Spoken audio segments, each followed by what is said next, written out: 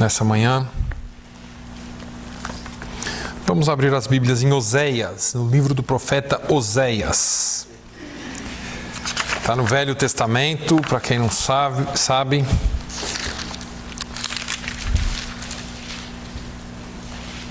Depois de Isaías, Jeremias, Lamentações, Ezequiel, Daniel, Oséias.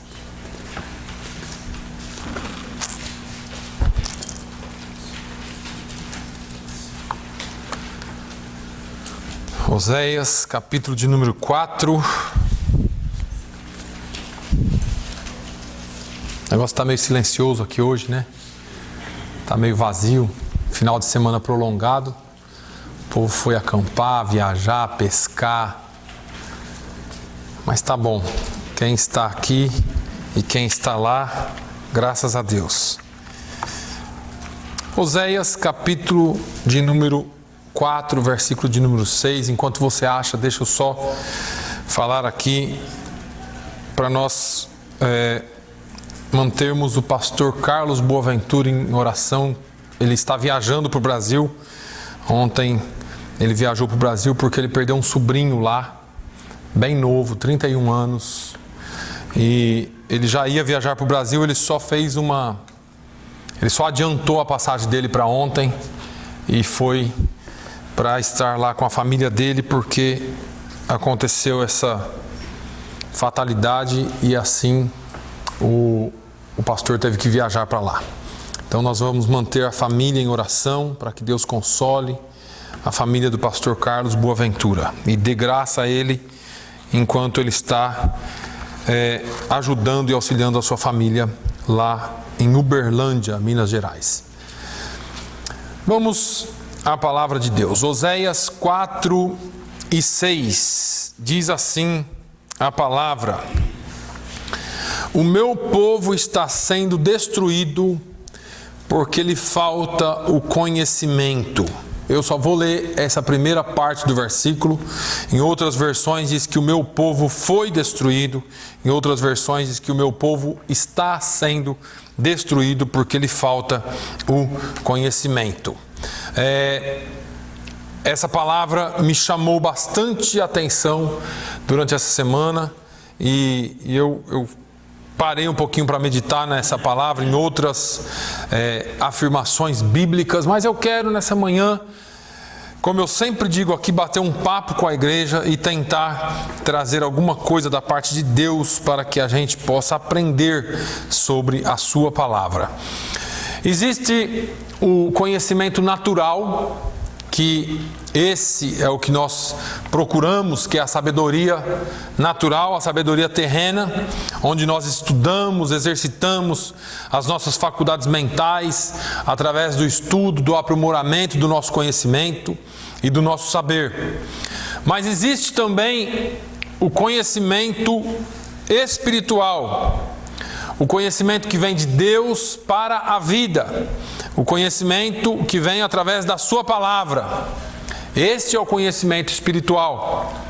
Esse conhecimento, essa sabedoria que vem de Deus, essa sabedoria que vem dos céus, através da meditação da palavra de Deus, ela tem a mesma autoridade e a mesma função de que, se como o próprio Deus estivesse falando conosco, porque nós sabemos que a Bíblia é a palavra de Deus. O conhecimento ou a palavra de Deus não é compreendido por todos, infelizmente. Mas para aqueles que abrem o seu coração e aceitam e recebem Jesus, a gente usa a expressão aceitar, mas recebem Jesus como Salvador de suas vidas e passam pelo novo nascimento. Somente as pessoas que recebem o Espírito Santo de Deus conseguem compreender. Por isso mesmo que Paulo diz que o Evangelho de Cristo, ou o Evangelho da cruz, é loucura para os que perecem. Porque parece loucura, parece que você está em outra vida. Em 1 Coríntios 2:14 diz que quem não tem o Espírito de Deus, o Espírito Santo, não aceita as coisas que vêm do Espírito de Deus, pois lhes são loucura, e não é capaz de entendê-las, porque elas são discernidas somente espiritualmente. Ou seja, nem tudo que você entende naturalmente, ou melhor, tudo que você entende naturalmente, você consegue digerir muito bem. Mas algumas coisas você tem que entender espiritualmente. E se você não consegue entendê-las, você começa a achar que aquilo é loucura. Sendo assim, não é errado, portanto, nós adquirirmos todo o conhecimento natural que nós pudermos. Porque nós vivemos na terra, porque nós precisamos trabalhar, estudar, nos sustentar. E quanto maior grau de compreensão e entendimento e estudo você tiver, auxilia na sua vida aqui na terra. No entanto, é necessário que nós conheçamos ao Senhor e que nós conheçamos a sua palavra. Aqui em Oséias, no capítulo 4 e no versículo 6, a Bíblia, ou pelo menos o profeta Oséias, profetizando em nome de Deus, ele diz: o meu povo foi destruído, ou está sendo destruído, porque lhe falta o conhecimento. O fato é que é o povo de Deus, não é o ímpio, não é aquele que não se denomina povo de Deus, mas é o povo de Deus. Deus está falando: olha, é o meu povo, e o meu povo está sendo destruído. Pastor, não é possível. Como que o povo de Deus está sendo destruído? Foi o próprio Deus quem disse. O meu povo está sendo destruído por quê? Porque o diabo se levantou, porque está todo mundo contra mim? Não, porque você não tem conhecimento.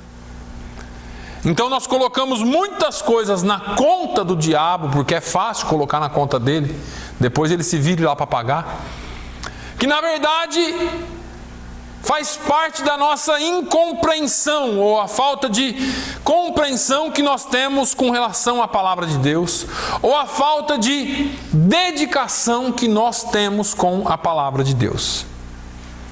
Lemos a Bíblia, alguns de nós, de vez em quando. Achamos que está bom demais ler, mas não é isso que a palavra de Deus nos ensina. Salvos, remidos, os lavados pelo sangue do Cordeiro, como a Bíblia diz, sendo destruído porque faltou o conhecimento de Deus e da sua palavra. Existe uma estratégia de guerra, para quem conhece um pouco de guerra, para quem já leu alguns livros relacionados à guerra, que quando dois países ou quando dois corpos estão guerreando, às vezes uma das formas de vencer o inimigo não é com armas ou com batalha, é cortando o fornecimento de água, de luz, de comida. Você cerca o local de tal forma que eles não consigam ter fornecimento. A Bíblia traz alguns desses exemplos, até de desvio de rio. Desvia o curso de rio para que não haja água, para que não haja recursos. E aí, aquele país ou aquele exército sem o mantimento necessário, sem o provimento necessário, só resta a recuar ou se render. E assim, nós temos vivido. Eu vou voltar nesse tópico daqui a pouquinho. A Bíblia diz que nós temos inimigos. E um dos nossos inimigos, que nós sabemos declaradamente, é o diabo. E nem tudo vai na conta dele, porque nós temos o mundo e a carne a vencer. Agora, uma das estratégias é fazer com que o povo de Deus não tenha conhecimento da sua palavra. Porque quanto menos conhecemos, mais vulneráveis estamos. qual que é a estratégia de qualquer governo ditador? Deixar o seu povo ignorante. Porque quanto mais ignorante for o povo, melhor e mais fácil manipulação. Então, quando alcançamos o conhecimento, muitas vezes, por outro lado, a nossa carne ou o próprio inimigo faz com que esse conhecimento nos torne legalistas, conhecendo a letra, não obedecendo, não seguindo a palavra, porque não basta apenas conhecer a palavra, nós temos que praticar a palavra.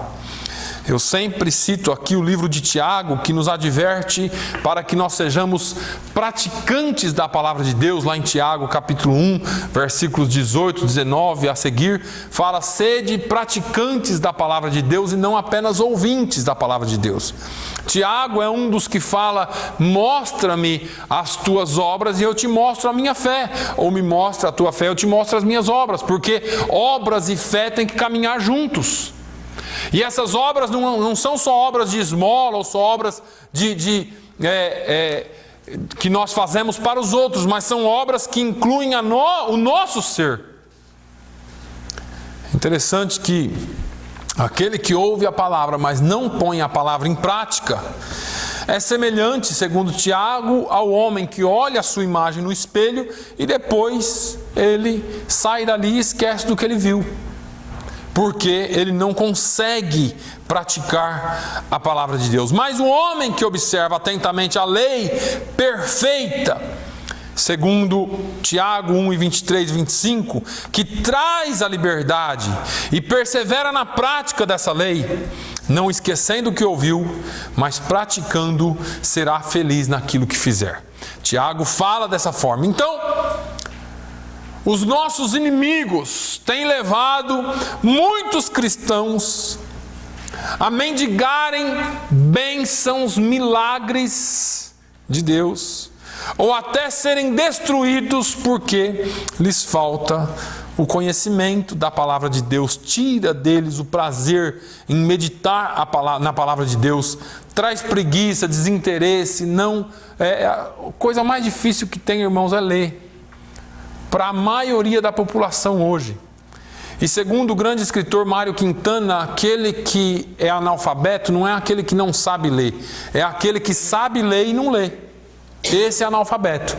Porque muitas vezes nós nos tornamos analfabetos porque nós nos desinteressamos por aquilo que nós deveríamos ter interesse. Então, isso nos leva a distanciar da comunhão com o nosso Criador, que a meditação na palavra de Deus traz. Eu estou fazendo essa breve introdução para os irmãos entenderem aquilo que eu quero falar. A Bíblia diz que nós temos que ter prazer na lei de Deus. Nossa alegria deve estar em Deus, acima de qualquer outra coisa. O salmista Davi, ele escreveu no Salmo 1, e eu sempre cito aqui: bem-aventurado o homem que não anda segundo o conselho dos ímpios, nem se detém no caminho dos pecadores, nem se assenta na roda dos escarnecedores, antes tem o seu prazer na lei do Senhor, e na sua lei medita de dia e de noite. Quando nós meditamos na palavra de Deus, dia e noite, temos o resultado do Salmo 1, que diz: pois será como a árvore plantada junto ao ribeiro de águas, cujas folhas não caem, e tudo quanto fizer prosperará. Veja que quando o cristão não tem prazer na lei do Senhor, provavelmente ele não vai achá-la interessante, e aí vê essa palavra com descaso. Nos dias atuais, muitos se deleitam em muitas coisas, muitos têm prazer em muitas coisas, talvez no seu carro novo, na casa nova, no emprego novo, qualquer outra coisa, roupa nova, qualquer coisa na festa, mas não tem prazer em Deus e nem em sua palavra. Basta você olhar para a igreja domingo de manhã. Eu não estou dizendo que nós não podemos aproveitar a vida, eu só estou dizendo que é uma dificuldade em colocar as coisas de Deus em primeiro lugar, em ter as coisas de Deus em primeiro lugar na sua vida, porque nós temos uma pressa enorme em nos divertir, temos uma pressa enorme porque vai acabar o verão, está acabando, temos uma pressa enorme em fazer outras coisas, mas quando se trata das coisas de Deus, nós não temos tanta pressa assim, porque afinal de contas Deus é eterno e Ele pode esperar. Mas você não é eterno aqui na terra. E a nossa vida é muito curta. Então, eu não sou contra nenhum tipo de prazer, nenhum tipo de prosperidade, nenhum tipo de coisas dessa. Mas precisamos procurar e buscar o prazer que Deus nos dá. Porque é Deus quem nos prospera, é Deus quem nos dá, e quando nós temos o prazer na sua palavra, como diz o Salmo 1, então nós temos o fruto desse prazer. O problema todo é a inversão na prioridade das coisas. O problema todo é que nós idolatramos a nós mesmos e queremos o prazer agora para nós mesmos. E portanto nós esquecemos do nosso Criador. E aí vem o escritor aos Eclesiastes falando: lembra-te do teu Criador nos dias da tua mocidade, antes que venham os maus dias, dos quais venha a dizer: não tenho nele contentamento. Muitas pessoas só se tornam para o seu Criador quando as coisas viram de cabeça para baixo. É errado isso? Não, ainda bem que você se lembrou dele. Mas bom seria que você tivesse vivido a sua vida com ele. Porque nós falamos assim: para onde é que você vai quando você morrer? E aí todo mundo pensa: bom, quando eu estiver bem velhinho, então eu me torno para Deus. E eu vou mudar essa pergunta, eu vou dizer: para onde é que você vai enquanto você está vivendo? Porque o que importa é a vida que nós estamos vivendo agora. E o importante é nós seguirmos a Jesus, porque eu já falei para os irmãos, a gente fica muito preocupado com o quando é que vai acontecer, quando é que Jesus vai voltar, e isso não nos importa, desde que nós estejamos seguindo a Ele. Porque quando você segue a Jesus, não importa por onde Ele vai te levar, ou por onde você vai ter que passar, o importante é que o destino é certo. Eu estou seguindo Jesus, Jesus não vai me levar para um barco furado. E ainda que Ele me leve para o barco furado, Ele é Senhor sobre as águas. E nós precisamos entender isso. Agora, muitas vezes nós somos enganados, ou nos enganamos a nós mesmos, com a bênção de Deus, muito mais do que com o próprio Deus. As bênçãos se tornaram tão importantes para nós, que nós vamos à igreja em busca das bênçãos de Deus, do milagre de Deus, e não em busca de Deus. E uma vez que nós adquirimos as bênçãos de Deus, Deus pouco importa para nós. Porque afinal de contas eu já tenho o meu milagre. E eu já falei aqui que milagre se tornou o resultado da nossa preguiça. Eu preciso de um milagre. Eu fiz tudo errado e agora eu preciso de um milagre. Mas a Bíblia diz que tudo quanto o homem plantar, ele também colherá, também ceifará. Então seria melhor que nós plantássemos agora, já que se não plantamos no passado, para que colhêssemos de agora em diante. E não esperássemos que um Deus mágico nos faça o milagre daquilo que nós não plantamos. Porque Deus é fiel com a sua palavra. Agora, Deus faz milagres? Faz, irmãos. Deus é Deus de milagres. Deus cura, cura. Deus liberta, liberta. Deus faz coisas que nós não esperamos, faz. Mas isso é quando não tem outro jeito. E quando Ele quer. Porque não é uma regra. A regra é a semeadura. A regra é viver a vida de maneira certa para que no futuro você colha.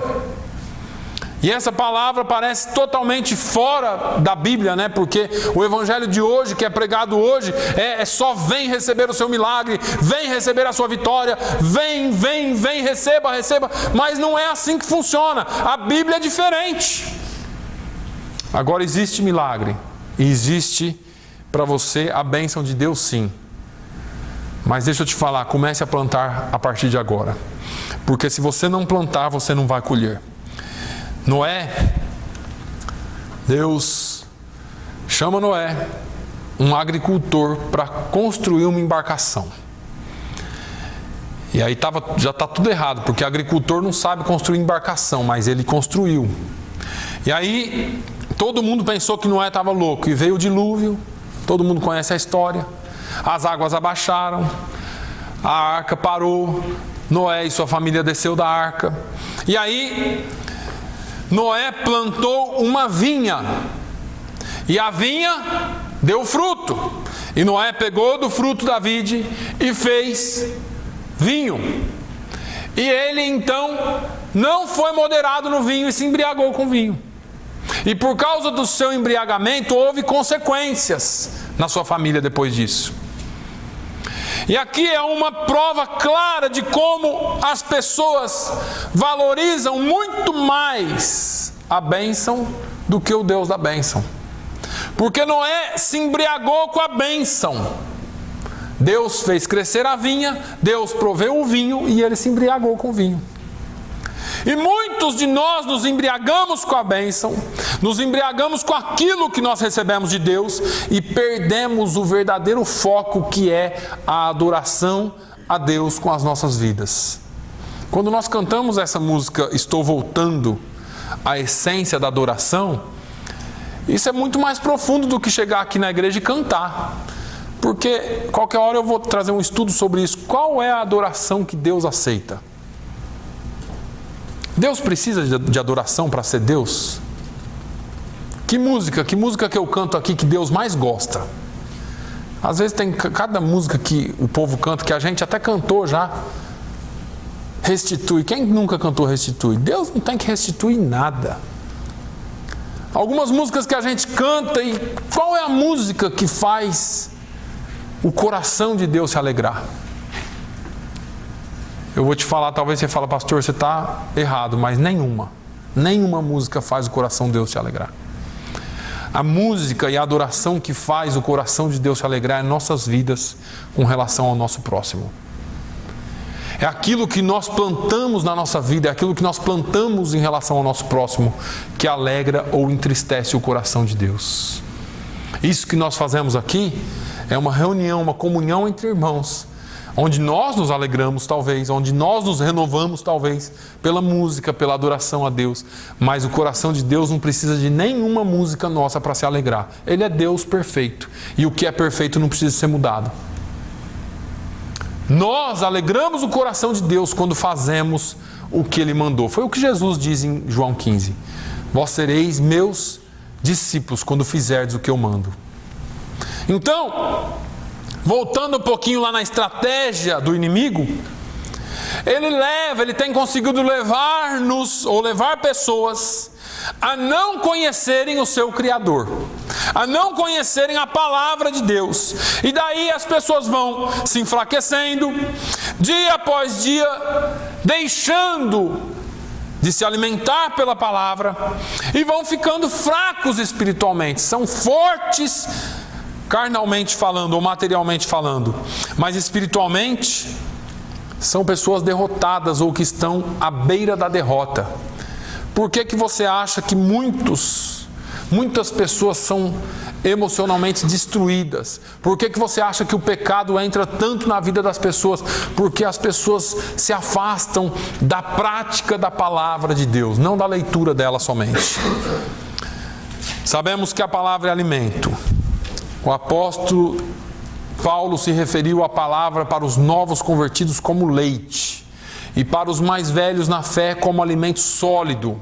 Ela é alimento para nós. Agora, o alimento sólido é para os adultos, os quais, pelo exercício constante, tornam-se aptos para discernir tanto bem quanto mal. Hebreus 5,14. Eu já falei sobre isso aqui. Esse alimento, essa palavra, nos dá discernimento sobre o bem e sobre o mal.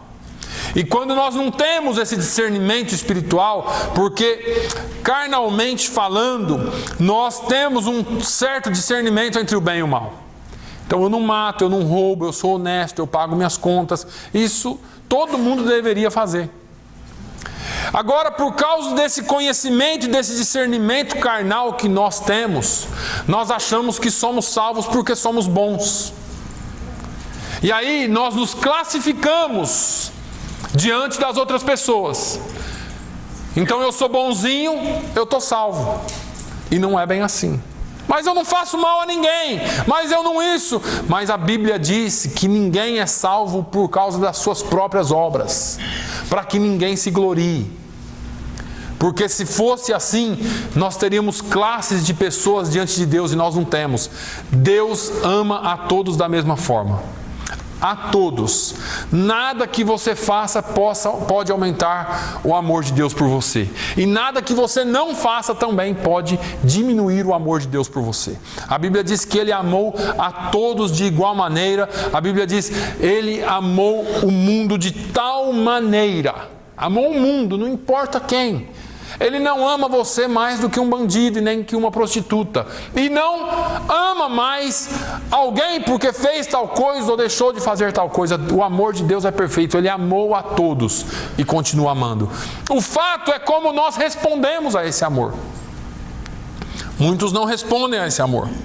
Agora, eu quero nesses poucos minutos falar de algumas coisas que nos distraem, porque eu acho que o bom é a prática da coisa.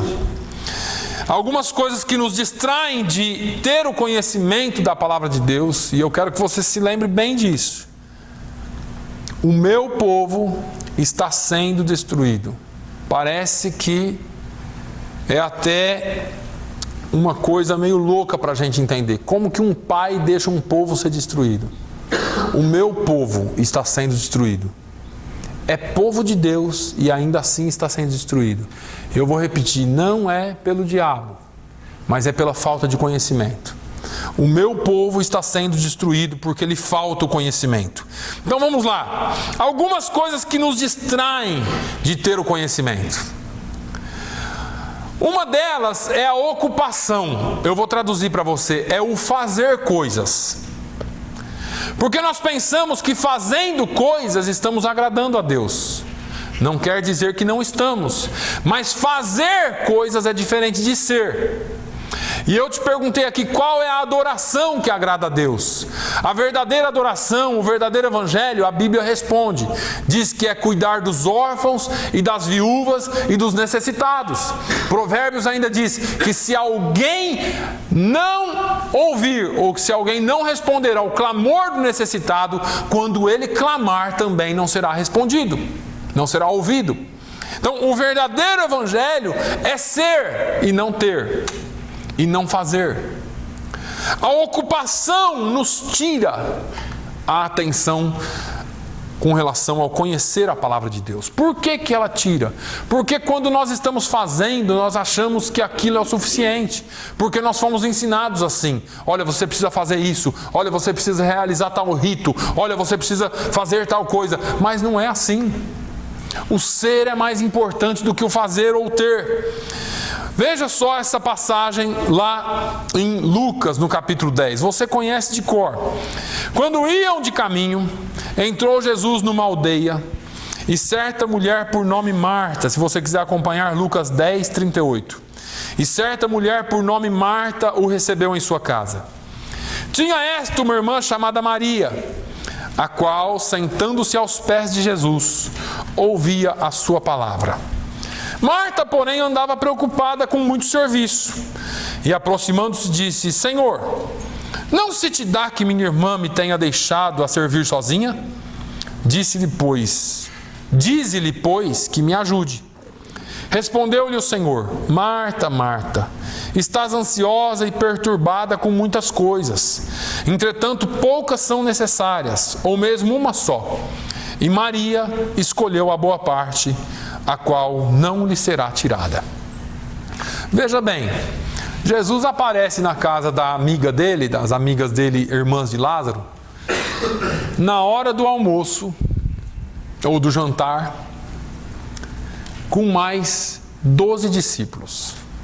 Você imagina você lá em casa e entra um amigo seu com mais 12 para falar: eu vim almoçar. É de arrepiar. E Marta, eu acho que era mais velha, porque ela assumiu a responsabilidade.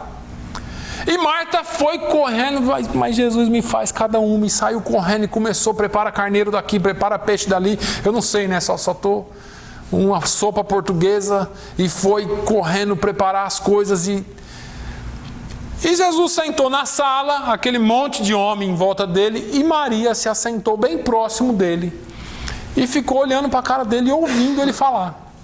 E Maria comia aquelas palavras. A Bíblia diz que ela estava atenta ao que Jesus falava. Marta estava muito preocupada com o servir. Ela queria servir o mestre. E ela foi se preocupando a tal ponto que ela se inquietou com a sua irmã. Mas Maria não tem jeito mesmo, né? Eu aqui me arrebentando de trabalhar, eu aqui cuidando de tudo, e Maria lá sentada ouvindo o homem. Marta era meio estourada, ela já foi logo em Jesus. Jesus, tem alguma coisa errada com esse negócio. Não está vendo que eu estou aqui, trabalhando, suada para servir esse batalhão de gente, e minha irmã está aqui parada, sem fazer nada. Fala para ela me ajudar, Jesus. E Marta ainda queria ensinar Jesus como que tinha que ser feito. E aí Jesus falou assim: olha, Marta, você está muito perturbada, está muito ansiosa com as coisas terrenas. Servir é bom? É. Mas a palavra de Deus é melhor. A palavra de Deus em nós é melhor. Agora, ele diz assim: Maria escolheu a melhor parte, ou a boa parte dessa história.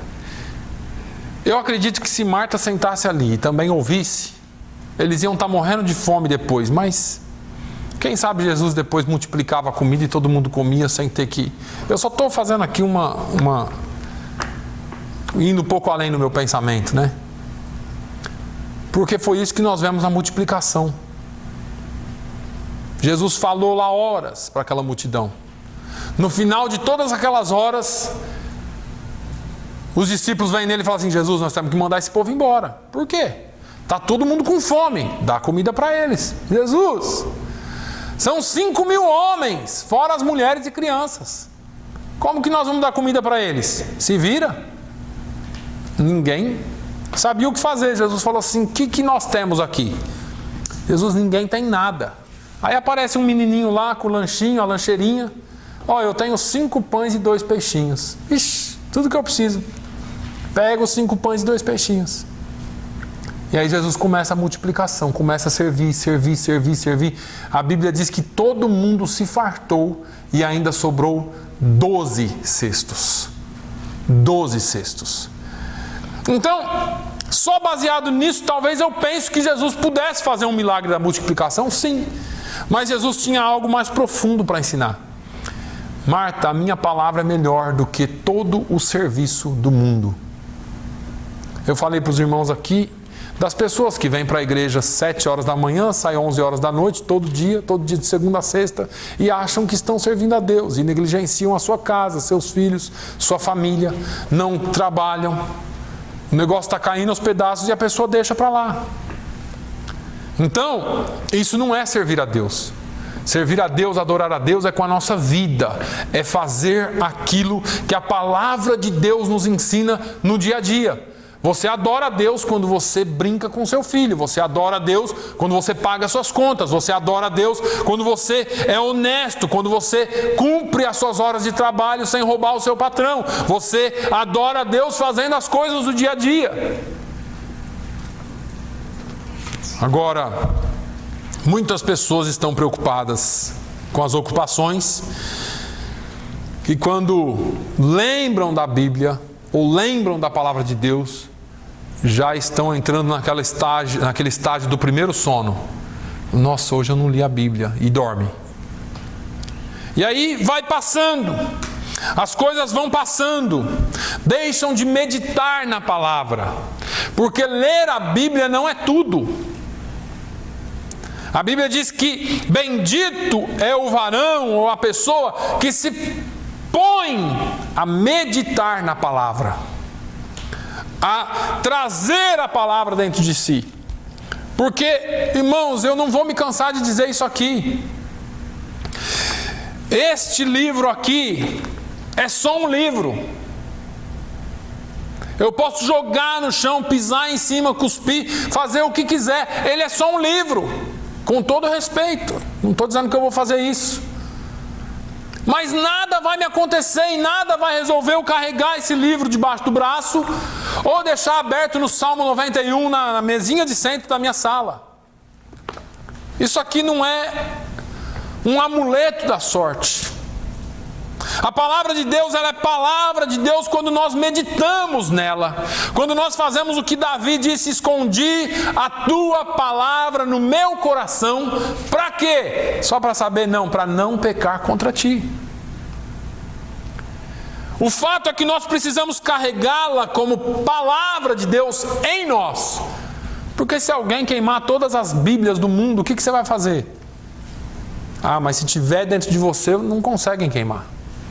Se você guardar essa palavra dentro de você, eles não conseguem tirá-la de você. Então, as ocupações, o muito se ocupar, nos leva a negligenciar. Agora, as preocupações desse mundo, a ilusão com as riquezas e com a prosperidade material também nos fazem perder o foco. Lá em Marcos, no capítulo 4 e no versículo 7, talvez você possa ir lá comigo. Marcos é o segundo livro do Novo Testamento, depois de Mateus. Marcos, capítulo 4 e versículo 7. Nós temos aqui em Marcos 4 a parábola do semeador. No versículo 7 ele diz assim: e outra semente caiu entre espinhos. E crescendo os espinhos, a sufocaram e não deu fruto. Os espinhos crescem. E aí depois vem a explicação dessa palavra, no capítulo 4 mesmo, nos versículos 18 e 19. Vamos ler só para a gente concluir o raciocínio. Outros são os que recebem a semente entre espinhos, os quais ouvem a palavra, mas os cuidados deste mundo e os enganos das riquezas e as ambições de outras coisas, entrando, sufocam a palavra e fica infrutífera. Então, os espinhos crescem com a palavra, e se esses espinhos não forem retirados, vão sufocar a palavra. Jesus mesmo explica aqui que os espinhos são os cuidados mundanos que prometem riquezas e fazem o homem abandonar as grandes preocupações da alma. Passamos a nos preocupar com as preocupações materiais. Não que nós não devamos nos preocupar com as coisas materiais, mas o foco principal tem que ser a alma. Tem que ser o interior. E aí, no lugar de buscar, em primeiro lugar, o reino de Deus e a sua justiça, nós buscamos as demais coisas. E aí, nós passamos a nos preocupar com o que nós comeremos, vestiremos, beberemos, onde moraremos, o que faremos, ou onde trabalharemos, ou se isso está bom, ou se aquilo está ruim. E aí, é um terrível engano do homem se preocupar com o material e temporal e se esquecer do eterno espiritual. Porque enquanto nós estamos aqui, nós precisamos viver, sim. Precisamos trabalhar, sim. Precisamos ganhar, sim. Precisamos planejar, poupar, tudo o que for possível fazer. Mas em primeiro lugar vem o reino de Deus e a sua justiça. A palavra de Jesus não é minha. Jesus disse: buscai primeiro o reino de Deus e a sua justiça, e as demais coisas vos serão acrescentadas. Pastor, deixo tudo então e venho para a igreja, das 7 às 7. Não. Continue trabalhando, mas continue sendo luz onde você trabalha. Continue trabalhando, mas seja sal do mundo. Continue trabalhando, mas tenha uma palavra temperada com sal. Continue fazendo as coisas, mas seja alguém que não troca os valores espirituais pelos materiais. A Bíblia sempre nos exortou a avançar em pleno conhecimento de Deus. Oséias capítulo 6, ainda versículo 3 diz: prossigamos ou conheçamos e prossigamos em conhecer o Senhor. Agora, Eu falei aqui do temporal, daquilo que passa, mas eu quero falar um pouquinho sobre a estabilidade da palavra de Deus.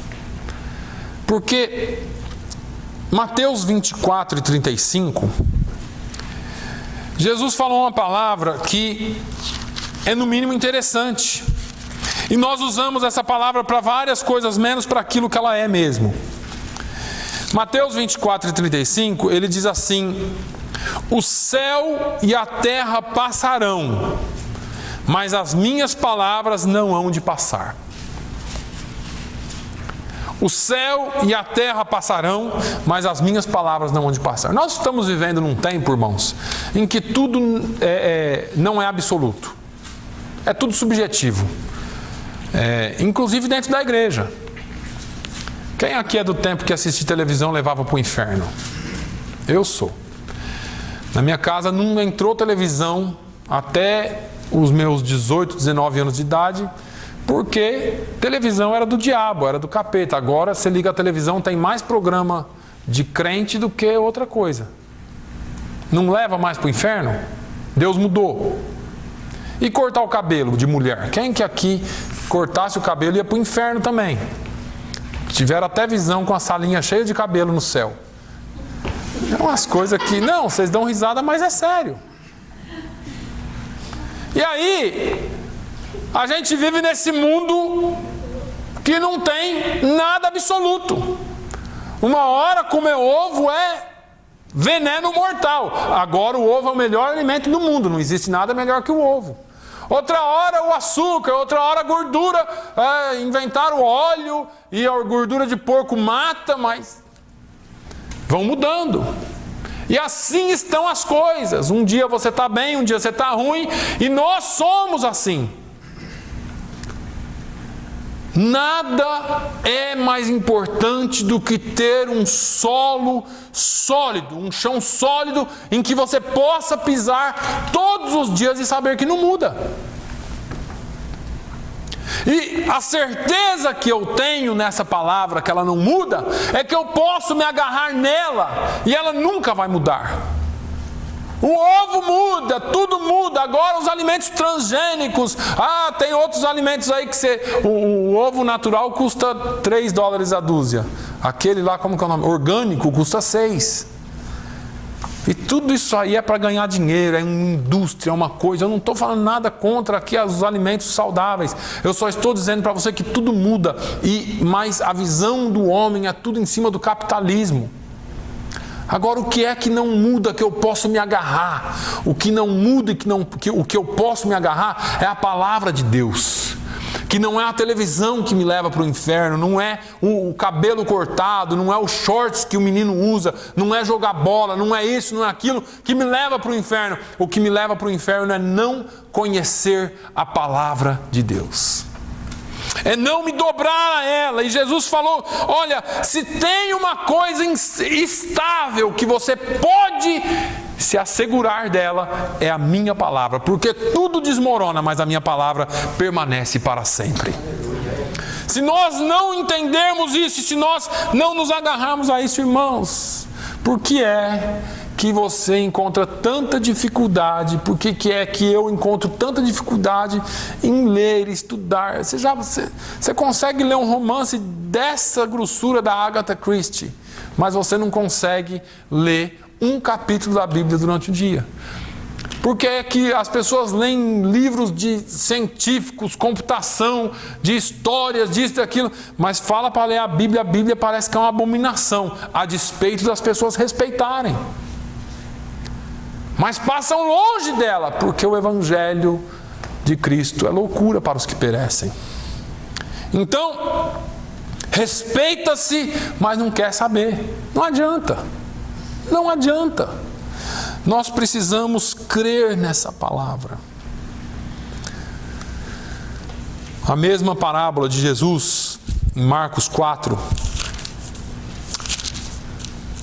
no versículo 8, depois desse dos espinhos, diz assim: e outra semente caiu em boa terra, e deu fruto que vingou e cresceu.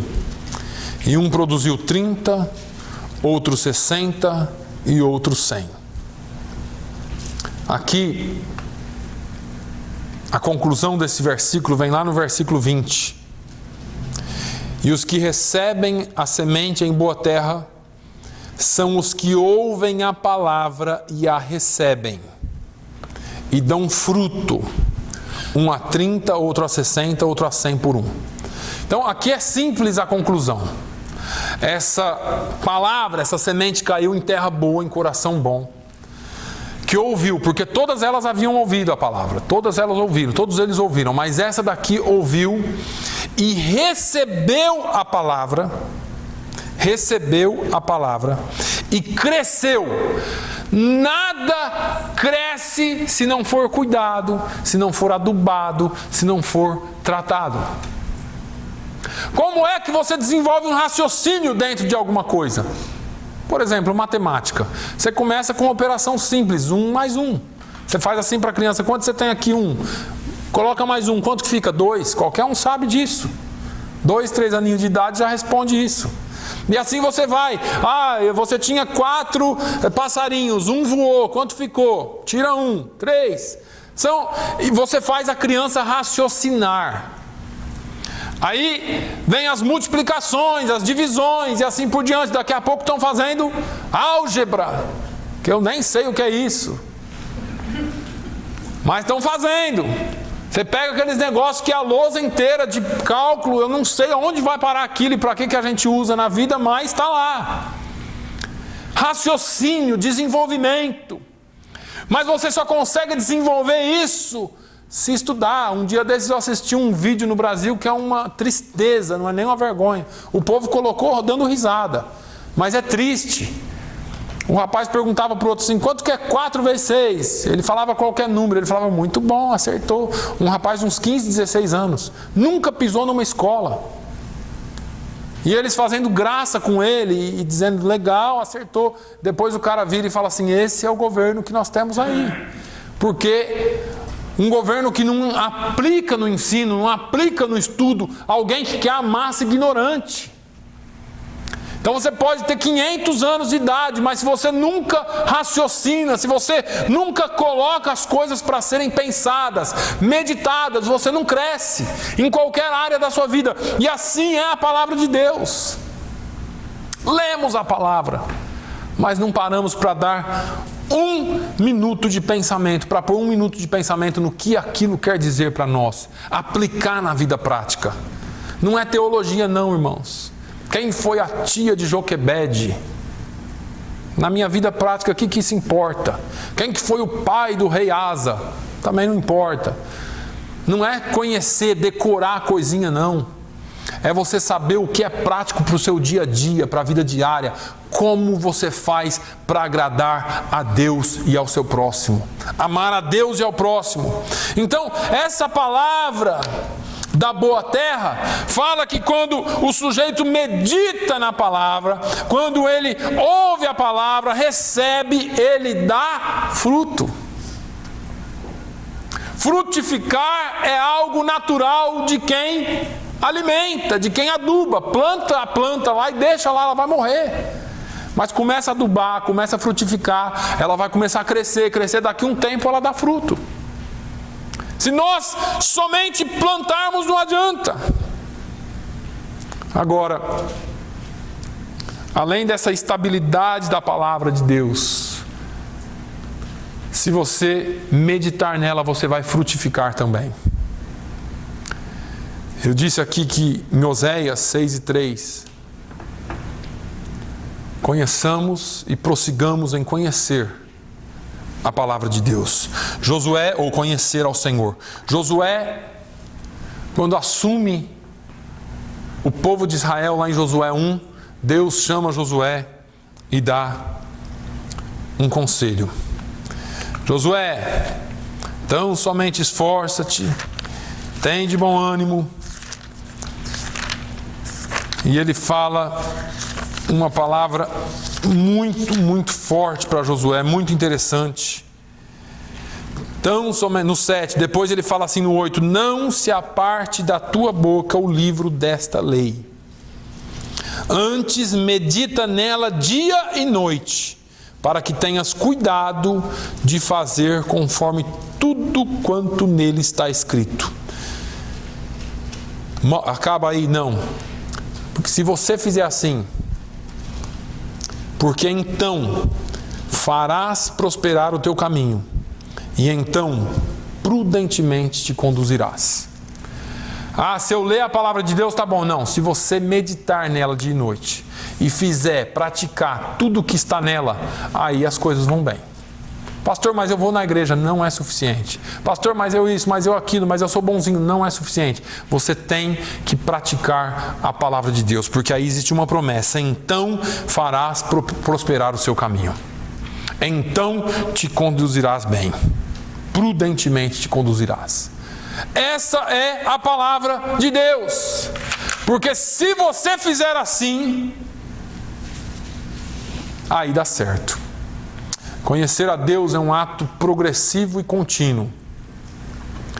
Paulo fala aos Filipenses, depois de muitos anos de comunhão com Deus, depois de muitos anos andando com Cristo e ouvindo dele, Paulo fala: sim, na verdade tenho também como perda todas as coisas pela excelência do conhecimento de Cristo Jesus, meu Senhor, pelo qual sofri a perda de todas as coisas, para que possa ganhar a Cristo, para conhecê-lo, e o poder da sua ressurreição, e a participação dos seus sofrimentos, conformando-me com ele na sua morte, para ver se de alguma forma consigo chegar à ressurreição dentre os mortos.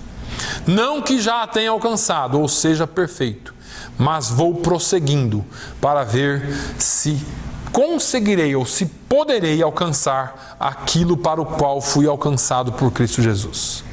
Eu perco tudo pela excelência do conhecimento de Cristo Jesus. E é difícil entender isso. Mas eu quero finalizar essa palavra hoje com uma reflexão. Talvez você se esqueça de tudo que eu falei aqui hoje, mas se lembre disso. Um certo mestre tinha o seu discípulo e o mestre disse assim para ele: leia a palavra de Deus, medita nela, aprenda dela o máximo que você puder, faça o que você puder para aprender essa palavra e para praticar essa palavra. E o discípulo disse assim: mestre, você tem me falado isso aí por muitos e muitos anos e eu tenho feito isso, mas eu não consigo decorar, eu não sei, eu acho que eu sou meio devagar para isso. Eu não sei, Ele falou assim: eu vou te fazer um negócio, pega um cesto de vime como esse, um cesto grande. Agora você vai naquele tanque de águas limpas ali, enche ele e traz para mim. E aí o moço foi.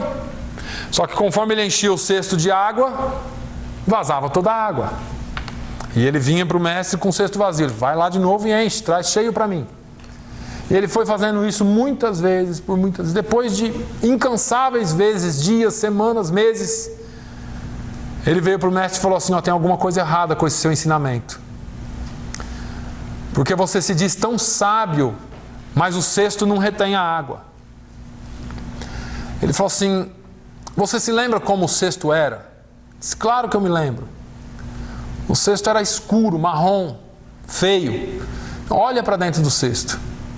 E ele olhou para dentro do cesto e o cesto estava limpo.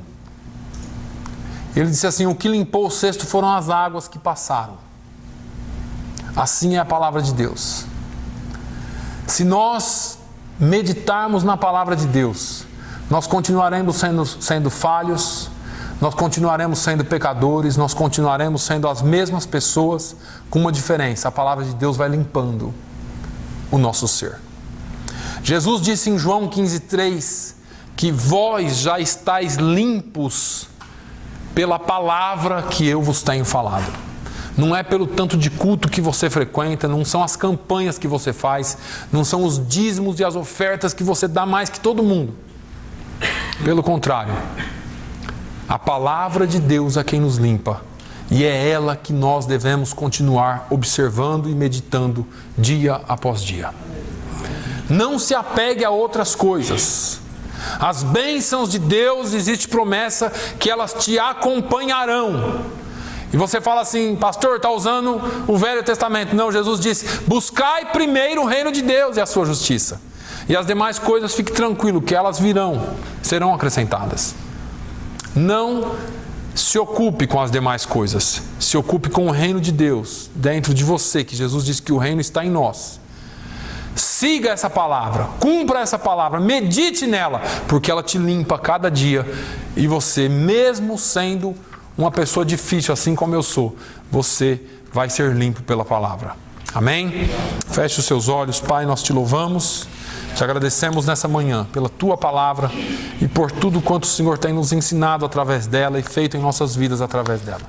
Queremos, ó Deus, te pedir que continue nos limpando pela palavra, continue nos ensinando pela palavra, que o Senhor possa nos dar mais desejo, mais vontade de buscar-te pela tua palavra e que nossas vidas sejam expressão real daquilo que o Senhor faz e é na vida de um ser humano que deixa ser limpo pela sua palavra. Pai, no nome de Jesus, ensina-nos a seguir os teus passos com firmeza e sempre crendo que a tua palavra nunca vai passar e que ela é firmeza e é sólido para os nossos pés. Muito obrigado, Senhor, por esse dia, muito obrigado pelos teus filhos que aqui vieram. Abençoe também e visite também a família do pastor Carlos Boaventura lá no Brasil e aqui também, Senhor, e que eles possam ser consolados, ó Deus, pela tua palavra no momento de dificuldade. No nome de Jesus nós oramos e agradecemos. Amém e amém. Que o amor de Deus, a graça do nosso Senhor e Salvador Jesus Cristo, a comunhão e a consolação do Espírito Santo seja sobre todo o povo de Deus, hoje e sempre. Todos digam amém.